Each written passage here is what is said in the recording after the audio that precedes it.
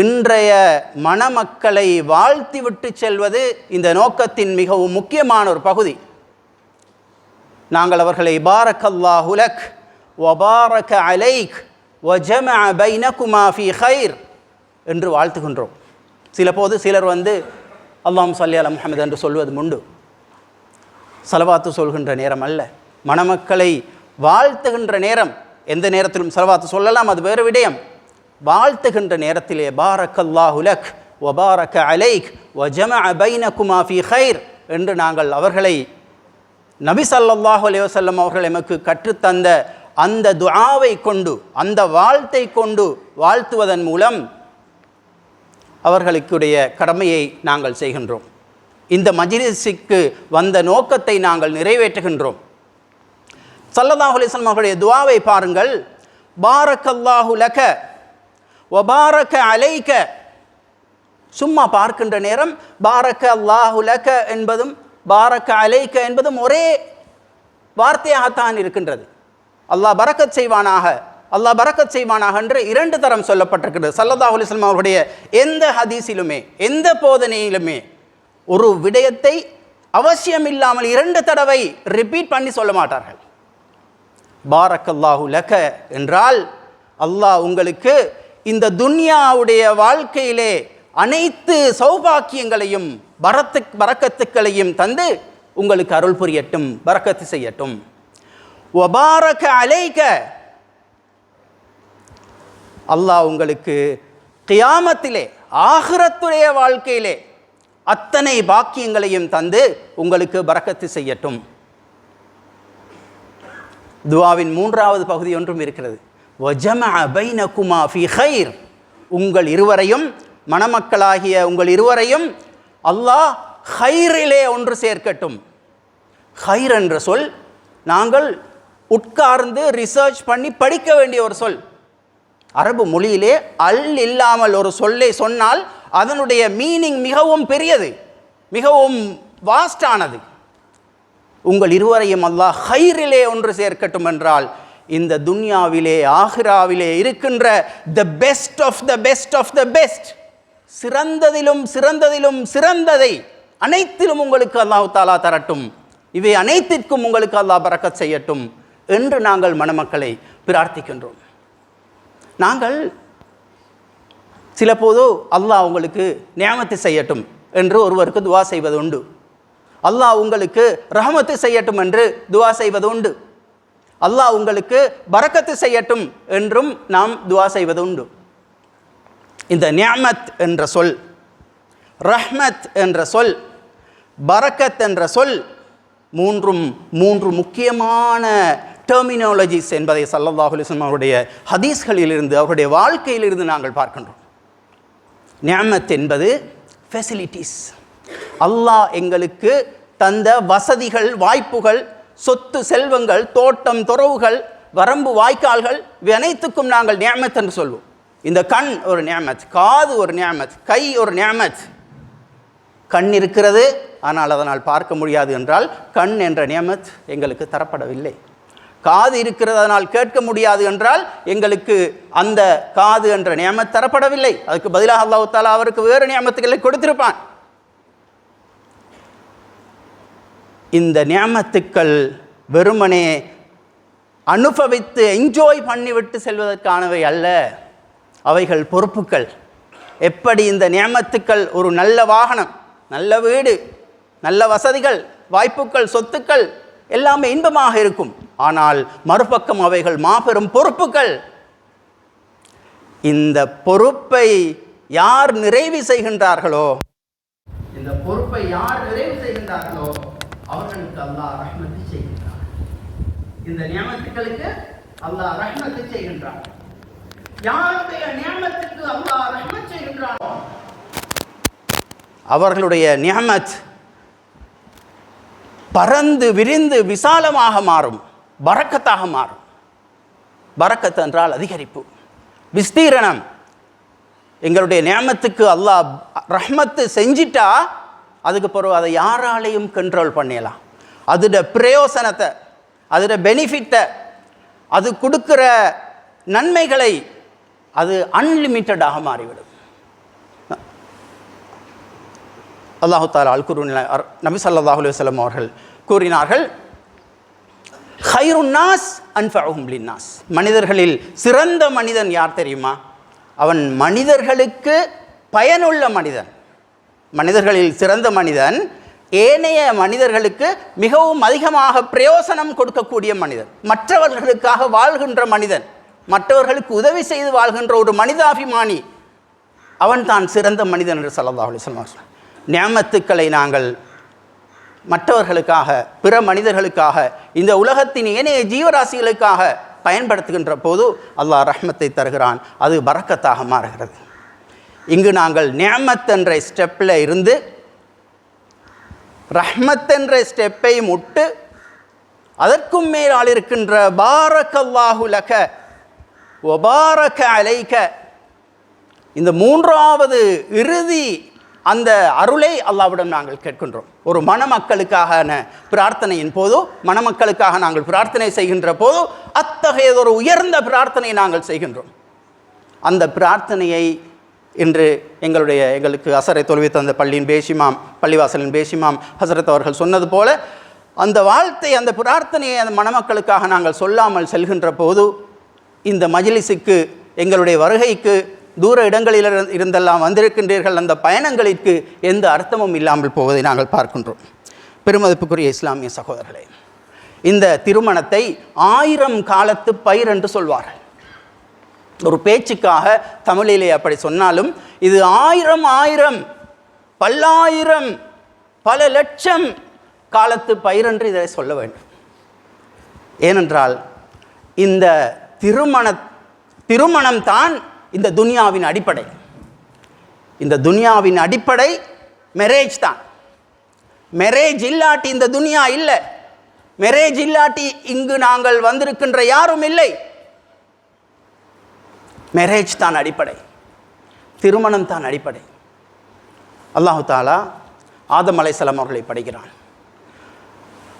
ஆதம் அலைஹிஸ்ஸலாம் அவர்களை படைத்துவிட்டு அடுத்து படைத்தது அவர்களுக்கான ஜோடியை படைத்தான், அவர்களுடைய மனைவியை படைத்தான்.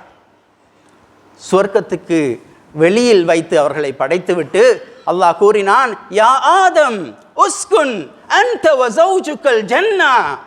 ஆதமே அலைஹிஸ்ஸலாத்து வஸ்ஸலாம், நீங்களும் உங்களுடைய மனைவியும் சேர்ந்து, ஒன்றாக சேர்ந்து இந்த சொர்க்கத்திற்குள் போய் உங்களுடைய புது வாழ்க்கையை ஆரம்பியுங்கள் என்று அல்லாஹு தஆலா அல் குர்ஆனிலே ஆதம் அலைஹிஸ்ஸலாம் அவர்களை படைத்த பின்னர் அவர்களுக்கு இட்ட கட்டளையை, அவர்களுக்கு கொடுத்த அந்த கிஃப்டை பற்றி சொல்கின்றார். மீண்டும் ஆதம் அலைஹிஸ்ஸலாம் அவர்களும் அவருடைய மனைவி ஹவ்வா அலைஹிஸ்ஸலாம் அவர்களும் சொர்க்கத்திலிருந்து வெளியேறுகிறார்கள். சொர்க்கத்திலிருந்து, ஜன்னாவிலிருந்து வெளியேற வேண்டிய ஒரு நிர்பந்தமான நிலை. இஹ்பிதா, அப்போதும் அல்லாஹ், நீங்கள் 2 பேரும் சேர்ந்து இந்த சொர்க்கத்தை விட்டு வெளியே செல்லுங்கள்.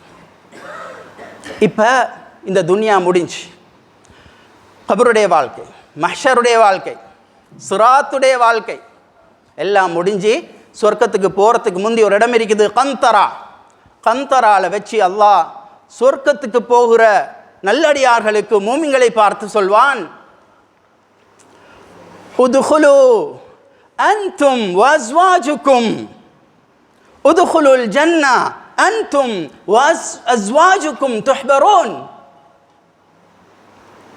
கந்தராவில் வச்சு அல்லாஹ், நீங்கள் உங்களுடைய மனைவியர்களையும் அழைத்து கொண்டு, நீங்கள் உங்களுடைய வைஃப்மார்களையும் கூட்டிக் கொண்டு இந்த சொர்க்கத்திற்குள் செல்லுங்கள். கவலைகள், துன்பங்கள், துயரங்கள், கஷ்டங்கள் இனி இல்லை, அவை முடிந்துவிட்டன. அவை அனைத்தையும் மறந்து நீங்கள் சொர்க்கத்திற்குள் செல்லுங்கள் என்று அல்லாஹு தஆலா இந்த சாலிஹான மூமினான் நல்லடியார்களுக்கு கட்டளையிடுகின்றார். அப்போ துன்யா தொடங்கினது முதல், ஆகிரத்து தொடங்கினது முதல், ஆகிரத்துக்கு ஒரு முடிவு இல்லை. முழு இந்த மனித வாழ்க்கையும் இந்த திருமணத்தை அடிப்படையாக கொண்டுதான் செல்ல போகின்றது. அப்படி ஒரு பெரிய பயிரை நாட்டுவதற்கான சபைக்குத்தான் இன்று நாங்கள் எல்லோரும் வருகை தந்திருக்கின்றோம். அருமை இஸ்லாமிய சகோதரர்களே, எனவே இந்த பிரார்த்தனையை நாங்கள் மறந்துவிடக்கூடாது. அல்லாஹ் சுப்ஹானஹு வ தஆலா அல் குர்ஆனிலே கணவனையும் மனைவியையும் பற்றி சொல்கின்ற போது, கணவன் மனைவி, ஹஸ்பண்ட் ஒய்ஃப் ரிலேஷன்ஷிப் கணவன் மனைவி உறவை பற்றி சொல்கின்ற போது ஹுன்ன லிபாசுல்லகும் வஅன்தும் லிபாசுன் லஹுன். They are clothing for you and you are clothing for them. அவர்கள் உங்களுக்கு ஆடையாகவும் நீங்கள் அவர்களுக்கு ஆடையாகவும் இருக்கின்றீர்கள் என்று ஒரு ஹஸ்பண்ட் வைஃபை பற்றி அல்லாஹு தாலா அல் குர்ஆனிலே கூறுகின்றான். ஏன் அல்லாஹு தாலா கணவன் மனைவி உறவை ஒரு மரத்திற்கு ஒப்பிட்டு சொல்லாமல், அல்லது ஏனைய வேறொரு உதாரணத்தை வேறொரு எக்ஸாம்பிளை சொல்லாமல் அல்லாஹ் ஆடையை சொன்னான் என்றால், ஒரு மனிதனுடைய உடம்புக்கு மிகவும் நெருக்கமான அடுத்த பொருள் இந்த உடுப்பு தான், எங்களோட ட்ரெஸ் தான். எங்களோட ட்ரெஸ் எங்களோட உடம்புக்கு மிக க்ளோஸாக இருக்கின்ற ஒரு சாமான். எனவே இந்த கணவன் மனைவிக்கு ஆடையாகவும் மனைவி கணவனுக்கு ஆடையாகவும் இந்த வாழ்க்கையை அவர்கள் துவங்கி இறுதி வரை வாழ வேண்டும், சொர்க்கம் வரைக்கும் வாழ வேண்டும், சொர்க்கத்திலும் வாழ வேண்டும். இந்த ஆடை உடுப்பை பொறுத்தவரையில் அது ஒரு மனிதனுடைய மானத்தை காக்கிறது. ஒரு மனிதனை குளிரிலிருந்து வின்டரிலிருந்து பாதுகாக்கிறது. ஒரு மனிதனை சம்மரிலே சன்லைட் வெயிலிலிருந்து பாதுகாக்கிறது. அதே போல ஒரு கணவன் மனைவியை பாதுகாக்க வேண்டும், ஒரு மனைவி கணவனை பாதுகாக்க வேண்டும். ஹஸ்பண்ட் வைஃபை டிஃபெண்ட் பண்ணணும், ப்ரொடெக்ட் பண்ணணும், அவங்களுக்காக எழும்பி நிற்கணும். மனைவி ஹஸ்பண்டை ப்ரொடெக்ட் பண்ணணும், டிஃபெண்ட் பண்ணணும், அவங்களுக்காக அவர் ஸ்டாண்ட் பண்ணணும். இதுதான் இந்த வாழ்க்கையின் அர்த்தம். இதனைத்தான் அல்லாஹு தாலா ஹுன்ன லிபாசுல்லகும் வஅன்தும் லிபாசுல்லஹுன் என்று சொல்வதை நாங்கள் பார்க்கின்றோம். சில போது இந்த ஆடை, நாங்கள் அணிந்திருக்கின்ற ஆடை அழுக்கடைவதுண்டு. நாங்கள் அதனை மீண்டும் கழுவி சுத்தப்படுத்தி மீண்டும் அணிவோம். சில போது இந்த ஆடை கிழிந்து விடுவதுண்டு, ஒரு பட்டன் கலண்டு விடுவதுண்டு. மீண்டும் இன்னொரு பட்டனை நாங்கள் எடுத்து போட்டுக்கொள்வோம். கிழிந்த இடத்தை மீண்டும் தைத்து கொண்டு நாங்கள் மீண்டும் அதனை சரி செய்து கொண்டு அந்த ஆடையோடு செல்வோம். இப்படி இந்த திருமண வாழ்க்கையை, இந்த மேரேஜ் லைஃபை பேணி பாதுகாத்து செல்வது ஒவ்வொரு கணவனுடைய மனைவியுடைய பொறுப்பாக இருப்பதை அல்லாஹு தாலா இந்த வசனங்களிலே சொல்வதை நாங்கள் பார்க்கின்றோம். இந்த வசனத்தின் மிக முக்கியமான ஒரு நோக்கம்தான், அல்லாஹ் சொல்கின்ற ஒரு முக்கியமான நோக்கம்தான் என்னவென்றால், ஒரு திருமண வாழ்க்கையை பாதுகாப்பதிலே ஒரு ஆணுக்கும் ஒரு பெண்ணுக்கும், ஒரு கணவனுக்கும் மனைவிக்கும் சமனான பங்கு இருக்கிறது. யாரும் தப்பியோட முடியாது, யாரும் தப்பியோட முடியாது. அந்நிசாஉ ஷகாஇகுர் ரிஜால், பெண்கள் என்பவர்கள் ஆண்களின் சரி பாதி ஆவார்கள். பெண்கள் என்பவர்கள் ஆண்களுக்கு சரி நிகரானவர்கள் ஆவார்கள். பெண் என்பது ஒரு ஹாஃப், ஆண் என்பது ஒரு ஹாஃப். இந்த ரெண்டு ஹாஃபும் சேர்ந்து தான் ஃபுல். அதனால் தான் ஒரு மனிதன் திருமணம் முடிக்கின்ற நேரம் அவனுடைய வாழ்க்கையை ஃபுல்ஃபில் பண்ணுகிறான் என்று சொல்கின்றோம். அவனுடைய வாழ்க்கையை பரிபூர்ணப்படுத்துகிறான். அந்நிசாஉ ஷகாஇகுர் ரிஜால். எனவே இந்த பெண்களை நாங்கள் ஓரங்கட்டிவிட்டு இந்த வாழ்க்கையை ஒருபோதும் கொண்டு செல்ல முடியாது. அவர்களை இந்த வாழ்க்கையின், திருமண வாழ்க்கையின் முக்கியமான ஒரு கூறாக எடுத்து நாங்கள் செல்ல வேண்டியிருக்கின்றது. சகோதரர்களே, நபி ஸல்லல்லாஹு அலைஹி வஸல்லம் அவர்கள் கூறினார்கள், குல்லும்ரஅத்தின் மஅ ஆகிரி ஸௌஜிஹா, ஒவ்வொரு பெண்ணும் ஒவ்வொரு மனைவியும் தன்னுடைய இறுதி கணவனோடு சுவர்க்கத்திலே இருப்பாள். அபு தர்தா ரலியல்லாஹு அன்ஹு அவர்கள், ஒரு பெரிய சஹாபி, மரணித்து விடுகின்றார்கள். உம்மு தர்தா ரலியல்லாஹு அன்ஹா அவர்கள், அவருடைய மனைவி, விதவையாக இருக்கின்றார்கள். மரணித்து கொஞ்ச காலத்துக்கு பிறகு முஆவியா ரலியல்லாஹு அன்ஹு அவர்கள் உம்மு தர்தா ரலியல்லாஹு அன்ஹா அவர்களை திருமணம் பேசுகிறார்கள். உம்மு தர்தாவே, நீங்கள் என்னை திருமணம் முடிக்கின்றீர்களா? உம்மு தர்தா ரலியல்லாஹு அன்ஹு அவர்கள் மறுத்து விட்டார்கள். பெரிய ஆச்சரியம் எல்லோருக்கும்.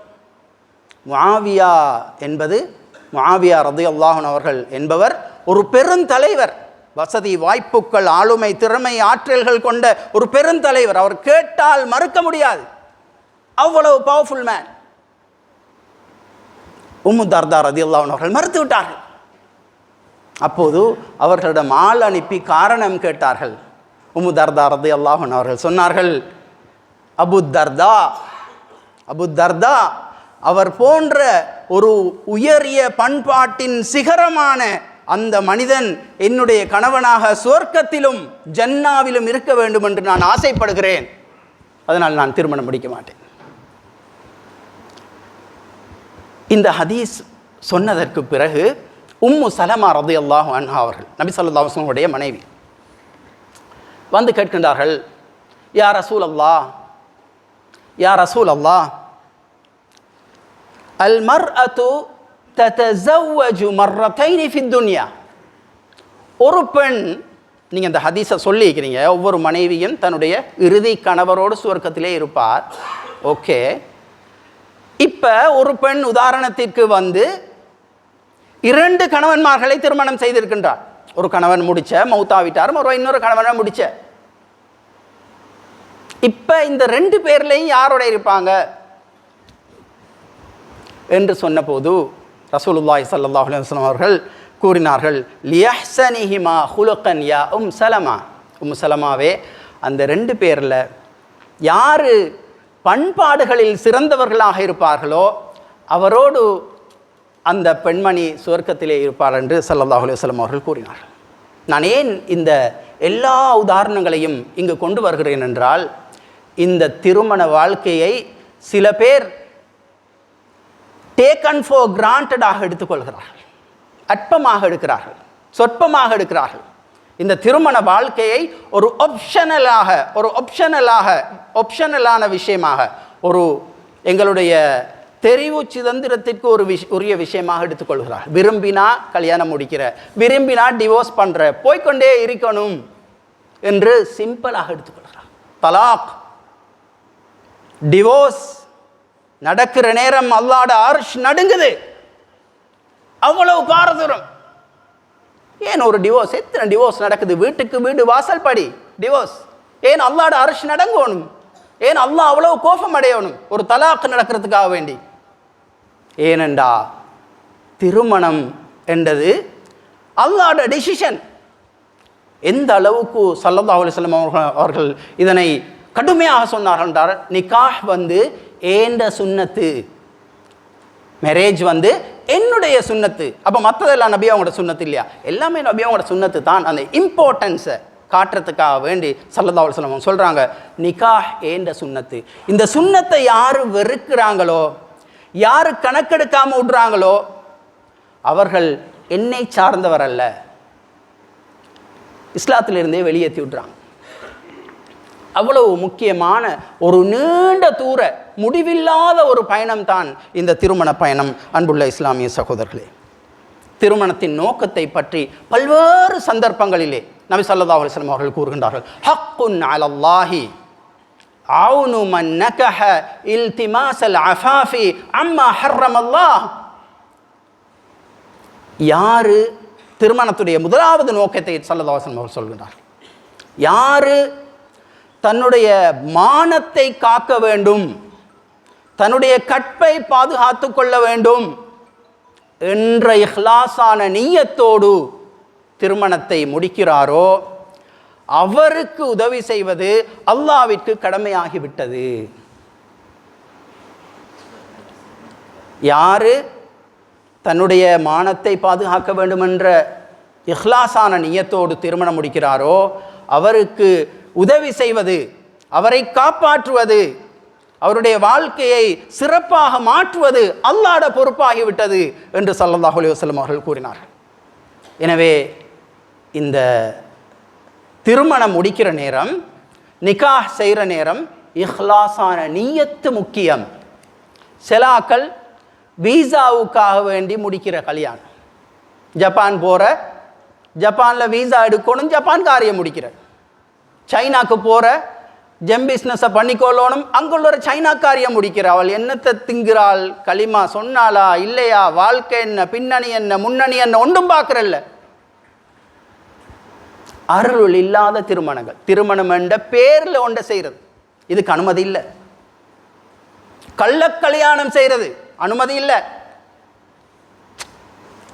கல்யாணமெல்லாம் தின்ற மாதிரி குடிக்கிற மாதிரி ஒரு விஷயம், சாப்பிட்ற மாதிரி குடிக்கிற மாதிரி ஒரு விஷயம். சிம்பிளாக செஞ்சுட்டு ஒரு ஃபாத்தியாவை ஓதுங்க, முடிப்போம் கல்யாணத்தை. 2 பேர் இருந்தால் போதும். திருமணத்தின் மின் ஷுரூத்தின் நிக்காஹ், திருமணத்தின் மிக பிரதானமான நிபந்தனைகளில் ஒன்று இப்படி ஒரு சபையில் திருமணம் நடக்கணும். ஊருக்கு சொல்லி நடக்கணும். எல்லாருக்கும் தெரியணும் யார் மாப்பிள்ளை யார் பொண்ணு, யார்ட மகள் யார்ட மகன், இந்த டீட்டெயில் எல்லாம் எல்லாருக்கும் தெரியணும். இஸ்லாத்திர நிபந்தனை. இந்த இஸ்லாத்திர நிபந்தனையை ஓவர்டேக் பண்ணி நாங்கள் ஒரு கொஞ்சம் நிபந்தனை வைக்கிறேன். ஃபாத்தியா ஓதினா சரி, நாங்கள் 2 பேரும் கூட்டாளிமார் 2 பேரும் வந்து ஒரு பொம்பளையை வச்சு ஒரு ரெஜிஸ்டாரை கொண்டாந்து வச்சு செஞ்சிட்டோம்டா கல்யாணம். இந்த விளையாட்டு இந்த மார்க்கத்திலே இல்லை. ஏனென்றால் இது 1000 லட்சம் காலம் தூரம் கொண்ட ஒரு பெரிய பயிர், ஒரு பெரிய மரம். இந்த மரத்தோடு யாரும் விளையாட வரக்கூடாது. அல்லாஹ் சுப்ஹானஹு வ தஆலா அல் குர்ஆனிலே கூறுகின்றான், இன் யுரீதா இஸ்லாஹன் யுவஃபிகில்லாஹு பைனஹுமா. இப்போ இவ்வளவு நல்ல நியத்தெல்லாம் வச்சு கல்யாணம் முடிச்சாச்சு. நல்ல நியத்தோட இஹ்லாஸான நியத்தோடு தான் கல்யாணம் முடித்தேன். மனுஷன் 2 வரப்போக்குள்ள ஆம்பளை பொம்பளையா கணவன் மனைவியாக இருந்தாலும் நண்பர்களாக இருந்தாலும் நண்பிகளாக இருந்தாலும் அவர்களுக்கு மத்தியில் பிரச்சனைகள் வருவது நேச்சுரலான விஷயம். அல்லாஹ் இதை மனசில் வச்சு இதை பின்னணியாக வச்சு அல்லாஹ் சொல்கிறான், கணவனும் மனைவியும் அவர்களுக்கு மத்தியில் பிணக்குகள் ஏற்பட்டால் என்ன சரி, ஒரு டிசட்டிஸ்ஃபேக்ஷன், ஒரு கிளாஷ் ஒன்று 2 பேருக்கு மத்தியில் ஏற்பட்டால் அவர்களுடைய நியத்து உண்மையாக இருந்தா வாழணும், திருமணம் முடித்து ஒழுக்கமான ஒரு வாழ்க்கையை வாழணும் என்ற நியத்து இருந்தா, இன்யுரீதா இஸ்லாஹன், அவங்களுக்கு உண்மையிலேயே சேர்ந்து வாழணும் என்ற ஆசை இருந்தா அவங்கள சேர்த்து வைக்கிறது மனிதர்கள் அல்ல, காதியும் அல்ல, ரெஜிஸ்டாரும் அல்ல. யாரு? யுவஃபிகில்லாஹு பைனஹும், அல்லாஹ் அவர்களை சேர்த்து வைப்பான். அவர்களை சேர்த்து வைக்கிற பொறுப்பை அல்லாஹ் எடுக்கிறான். ஆனால் நியத்து இஹ்லாஸா ஈக்குவல். வந்தது ஒரு பிரச்சனை, மிச்சங்காலமாக எதிர்பார்த்து கொண்டிருந்த பிரச்சனை, இதுதான் சந்தர்ப்பம் என்று கலட்டி விட வேண்டும் என்ற எண்ணத்தோடு, கலண்டு விடுவோம் என்ற எண்ணத்தோடு, வேறு நோக்கங்களோடு இந்த திருமணத்தை முடித்தால் அல்லாஹ் அதற்கு ஒரு போதும் நேமத்து செய்கிறதும் இல்லை, ரஹ்மத்து செய்கிறதும் இல்லை, பரக்கத்து செய்கிறதும் இல்லை. பெருமதிப்புக்குரிய இஸ்லாமிய சகோதரர்களே,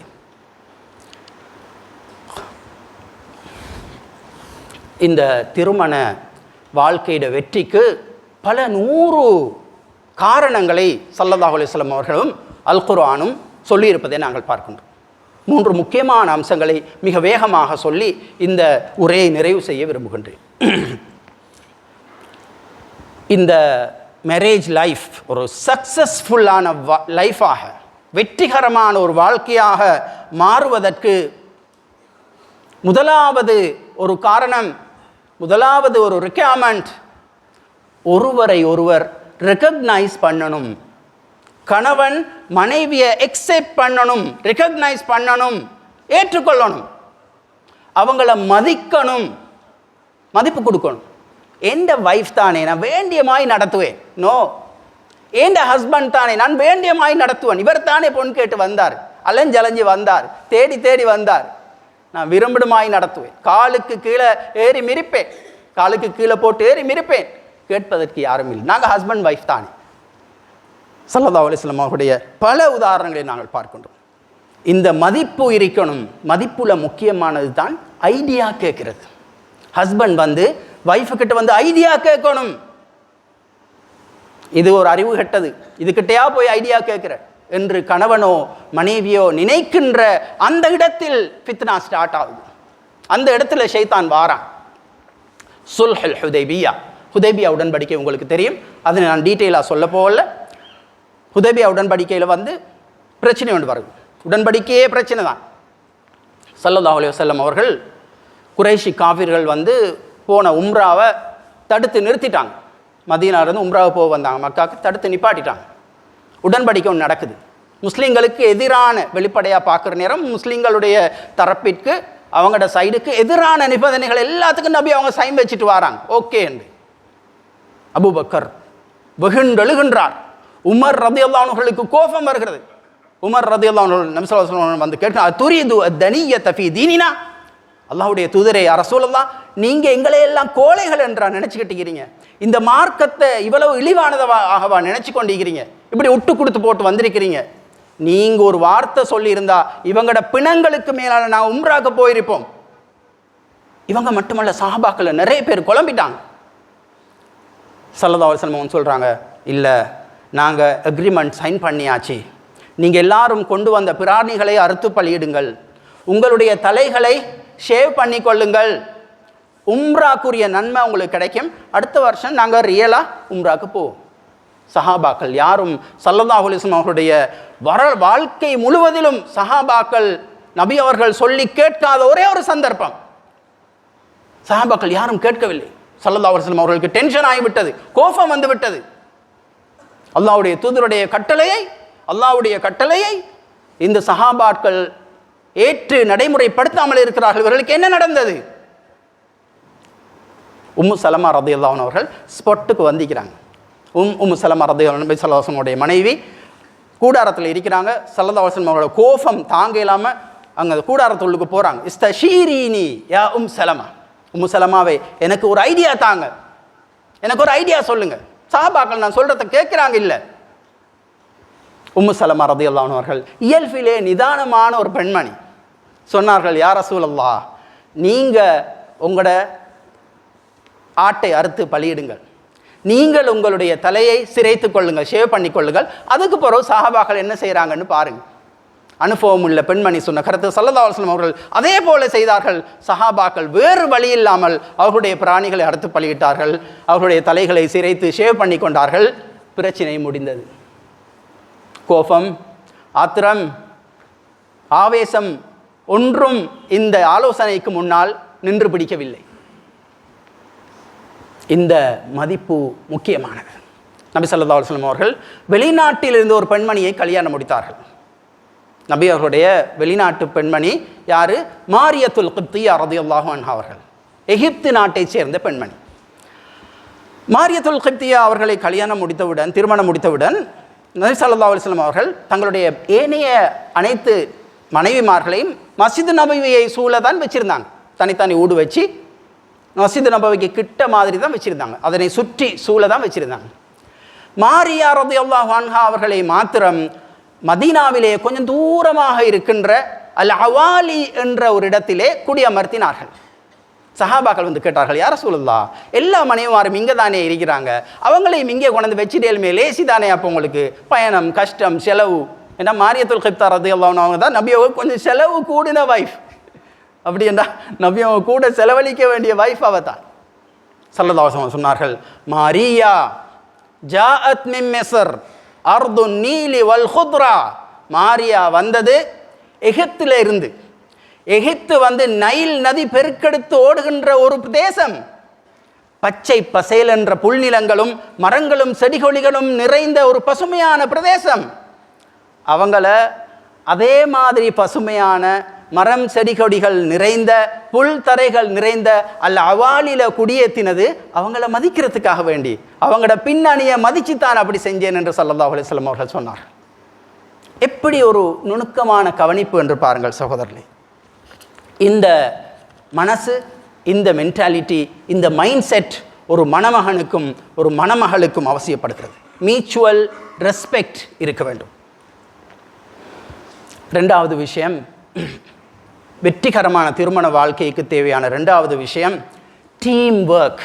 ஒரு கணவனும் மனைவியும் சேர்ந்து செய்கிறது, சேர்ந்து நன்மை செய்கிறது, சேர்ந்து தொழுகிறது, சேர்ந்து சதக்கா கொடுக்கறது, சேர்ந்து சமூக சேவையில் தஅவாவில் ஏனைய எல்லா விஷயத்திலையும் சேர்ந்து பயணம் போகிறது. சில குடும்பங்களில் மனைவி வேறு பயணம், ஹஸ்பண்ட் வேறு பயணம், வேறு வேறு வாகனங்கள். எல்லாரும் ஒன்றுக்கு போகணும், ஒன்றாக போகணும், சொர்க்கத்துக்கு வரைக்கும் ஒன்றாக போகணும். நபி ஸல்லல்லாஹு அலைஹி வஸல்லம் அவர்கள் இப்படி மஸ்ஜித் நபவியிலே அவங்களுடைய மஜ்லிஸிலே உட்கார்ந்து இருக்கின்றார்கள். ஒரு மனிதர் வருகிறார், சாதாரண ஒரு மனிதர் வந்து சொல்கிறார், இன்னி மஜ்ஹூதுன், எனக்கு கடுமையான பசி, கடுமையான களைப்பு, கடுமையான பசி என்று நபி அவர்கள் வந்து சொல்கின்றார். ஸல்லல்லாஹு அலைஹி வஸல்லம் உடனே தங்களுடைய மனைவிமார்களிடம் அனுப்பினார்கள், ஏதாவது வீட்டில் சாப்பாடு இருக்குதா என்று பார்த்துட்டு வாங்க. தூதை இந்த வீட்டுக்கு பார்க்க போன ஒவ்வொரு மனைவியுடைய வீட்டிலிருந்தும் தனித்தனியாக பார்த்துட்டு தான் வந்தாங்க. ஒவ்வொரு மனைவியும் வல்லதி பஅஸக பில் ஹக்கி மா இந்தனா இல்லல் மா, அல்லாஹ்வுடைய தூதரே, உங்களை எந்த ரப்பு நபியா அனுப்பினானோ அந்த ரப்பின் மீது சத்தியமாக எங்கள் வீட்டில் தண்ணியை தவிர வேறு ஒன்றும் இல்லை. 9 மனைவிமார்களும், அந்த நேரம் 9 மனைவிமார்கள் ஏக காலத்தில் ஒரே நேரத்தில் இருந்தார்கள். 9 மனைவிமார்கள் அதே பதிலே சொன்னார்கள். அப்போது ஸல்லல்லாஹு அலைஹி வஸல்லம் சஹாபாக்களிடம் கேட்டார்கள், மை யுத்இம் ஹாதா, இந்த இரவு இவருக்கு உணவளிப்பவர் யார்? ஒரு சஹாபி அவசரப்பட்டு எழும்பி, யா ரசூலுல்லாஹ், நான் அவரை கூட்டிக் கொண்டு போகிறேன். வீட்டுக்கு கூட்டிக் கொண்டு போய் பார்த்தா வீட்டிலையும் சாப்பாடு இல்லை. அப்போ உண்மையிலே ஒரு சாதாரண மனைவியாக இருந்தால் என்ன சொல்லணும்? அறிவிரிக்கா கேட்டுட்டு இல்லையா கூட்டிக் கொண்டு வரணும். சஹாபி எலும்பி ஊடெல்லாம் தேடி பார்த்தாரு. மனைவி கடைசியாக சொன்னாங்க, எங்களோட குழந்தைகளுக்குள்ள கொஞ்சம் சாப்பாடு, பழைய சாப்பாடு இருக்குது, அதைத்தான் ரெடி பண்ணி வச்சுக்கிறேன். இந்த சஹாபி சொன்னாங்க, அவர்களை தூங்க வையுங்கள், அவர்கள் ஏதாவது பராக்கு காட்டி தூங்க வைத்து விடுங்கள், சாப்பாட்டை கெஸ்ட்டுக்கு வைங்க, சாப்பிட்ற நேரம் தவறுதலாக அணைக்கிற மாதிரி விளக்க அணைச்சி விட்டுடுங்க. பாலைவன வாழ்க்கையில் இருட்டில் சாப்பிட்றது ஒரு சிம்பிளான சாதாரணமான விஷயம், அவங்களோட டெய்லி லைஃப், அது ஒரு பிரச்சனை இல்லை. முழுத்திரிலையும் சாப்பிடுவாங்க, விளக்குலையும் சாப்பிடுவாங்க, வெளிச்சத்துலேயும் சாப்பிடுவாங்க, இருட்டிலையும் சாப்பிடுவாங்க. அப்போ விருந்தாளி வந்து நல்ல நிறைவாக சாப்பிட்றாரு. இவங்க வந்து சாப்பிடுவது போல் கரண்டிய மாதிரி அந்த பொருட்களை பிளேட்டில் சத்தப்படுத்தி சாப்பிடுவது போல் பாசாங்கு செய்து கொண்டு எக்ஸ்ட் பண்ணி கொண்டு இருக்கிறாங்க. இப்போ முடிஞ்சு வந்த மனுஷன் சாப்பிட்டுட்டு போயிட்டாரு. அன்றைய தினம் சுபஹுக்கு தொழ போகிறார் பள்ளிக்கு. தொழுகையை தொழுவித்த ஸல்லல்லாஹு அலைஹி வஸல்லம் அவர்கள் அந்த மனிதரை பார்த்து சொன்னார்கள், அஜிபல்லாஹு மின் சனிஐகுமா பிதைஃபிகுமா அல்லைலா, நீங்கள் கடந்த இரவு கொடுத்த விருந்தை பார்த்து அல்லாஹ் ஆச்சரியப்பட்டான். அல்லாஹ் ஆச்சரியப்படுற அளவுக்கு உங்களுடைய செயல் கடந்த இரவு அமைந்திருந்தது என்று ஸல்லல்லாஹு அலைஹி வஸல்லம் அவர்களுக்கு உடனே அந்த செய்தி வந்துடுது. நபி அவர்களுக்கு தெரியா இவர் என்ன செஞ்சாரன். அல்லாஹ் செய்தி அனுப்பிட்டான். அப்போ அப்ரிஷியேஷன் எங்கே இருந்து என்று வருதுன்னு பாருங்க. கபூலியத், இந்த எக்ஸெப்டன்ஸ் எங்கே இருந்து வருது? அல்லாஹ் கிட்ட இருந்து வருது. எனவே இந்த கணவனும் மனைவியும் சேர்ந்து கஷ்டத்திலேயும் இன்பத்திலேயும் துன்பத்திலேயும் சேர்ந்து வாழ்வதை நபி ஸல்லல்லாஹு அலைஹி வஸல்லம் அவர்களும் அல் குர்ஆனும் மிகவும் சிலாகித்து சொல்வதை, மிகவும் அப்ரிஷியேட் பண்ணுவதை நாங்கள் பார்க்கின்றோம். சகோதரர்களே, நேரத்தை கருத்தில் கொண்டு நாங்கள் மிக வேகமாக அதனை முடித்துக்கொள்ள இருக்கின்றோம்.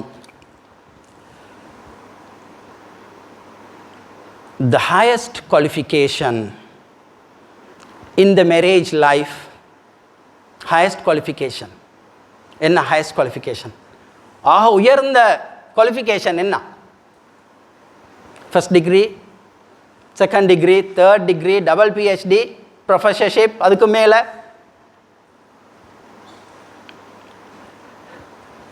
ஆக உயர்ந்த குவாலிஃபிகேஷன் வந்து சமாளிபிகேஷன், சமாளித்து நடக்கிறது, விஸ்டமோடு நடக்கிறது, சந்தர்ப்பத்திற்கு ஏற்றாப்போல் நடக்கிறது. இது இந்த திருமண வாழ்க்கையின் முக்கியமான ஒரு அம்சமாக இருக்கிறது என்று கூறி இந்த உரையை நிறைவு செய்கின்றேன். வஅகூலு கௌலி ஹாதா வஅஸ்தக்ஃபிருல்லாஹ லி வலக்கும் ஜமீஅன் வ ஆখিরு தஅவானா அல்ஹம்துலில்லாஹி ரப்பில் ஆலமீன். வஸ்ஸலாமு அலைக்கும் வரஹ்மத்துல்லாஹி வபரகாத்துஹு.